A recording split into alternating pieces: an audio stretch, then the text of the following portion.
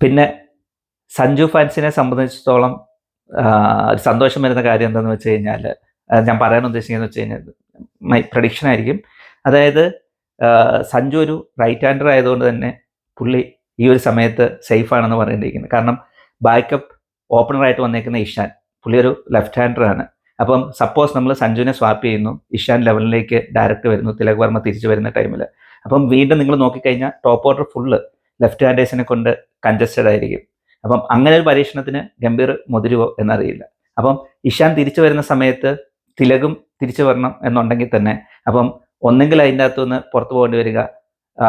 നമുക്ക് ഇപ്പം സഞ്ജു നമ്മുടെ റൈറ്റ് ഹാൻഡർ ആയതുകൊണ്ട് തന്നെ സഞ്ജുവിനെ കീപ്പ് ചെയ്തുകൊണ്ടുള്ള 11. ഇപ്പം ഞാൻ എന്തുകൊണ്ട് സഞ്ജുവിന് ഫേവറാന്ന് പറയുന്നത് വെച്ച് കഴിഞ്ഞാൽ, സഞ്ജു ടോപ്പിൽ തന്നെ വരും. കാരണം സഞ്ജുവും സൂര്യകുമാറും ഒഴികെ ടോപ്പിൽ കളിക്കുന്ന വേറൊരു റൈറ്റ് ഹാൻഡേഴ്സിനെ ഇപ്പം ഈ 11 ഇല്ല എന്ന് തന്നെ നമുക്ക് പറയേണ്ടി വരും. അപ്പം അങ്ങനെ സഞ്ജു ഇവിടെ നിൽക്കേണ്ടി വന്നു കഴിഞ്ഞാൽ ആക്ച്വലി സഞ്ജുവിൻ്റെ ഔട്ട് ഓഫ് ഫോം കോസ്റ്റ് ചെയ്യുന്ന 2 പേർക്കാണ് മെയിനായിട്ട്, ഒന്നെങ്കിൽ റിങ്കു അല്ലെങ്കിൽ ദൂബെ.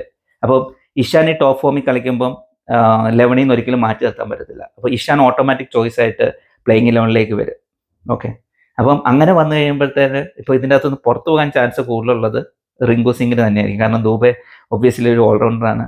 അന്ന് ലാസ്റ്റ് കളിച്ച ഇന്നിങ്സ് നമുക്കിപ്പോഴും ഓർമ്മയുണ്ടാവും. സ്പിന്നേഴ്സിനെ ഹിറ്റ് ചെയ്യുന്നതിൽ ദൂബെക്ക് വളരെ സ്പെസിഫിക് ആയിട്ടുള്ളൊരു മേൽക്കൈ തന്നെ ഉണ്ടെന്ന് നമുക്ക് പറയേണ്ടി വരും. അപ്പോൾ അതുപോലെ നോക്കിക്കഴിയുമ്പം ദൂബെ ഓട്ടോമാറ്റിക് ചോയ്സ് ആയിട്ട് കയറി വരും. പിന്നെ അക്ഷറിനെ എന്തായാലും മാറ്റി നിർത്താൻ പറ്റില്ല, ഈസ് എ സ്പിൻ ഓൾറൗണ്ടർ. അപ്പം ചാൻസ് വരാൻ പോകുന്നതെന്ന് വെച്ച് കഴിഞ്ഞാൽ സാധാരണ ബട്ട് റിങ്കു ആയിരിക്കും മോസ്റ്റ്ലി പുറത്തിരിക്കേണ്ടി വരിക.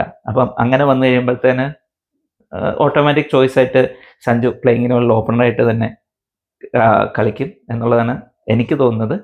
എന്തായാലും നമുക്ക് ഫെബ് ഫസ്റ്റ് വീക്ക് വരുന്ന മാച്ചിന് വേണ്ടി വെയിറ്റ് ചെയ്യാം. അപ്പം അതുവരെ താങ്ക് യു, ബൈ.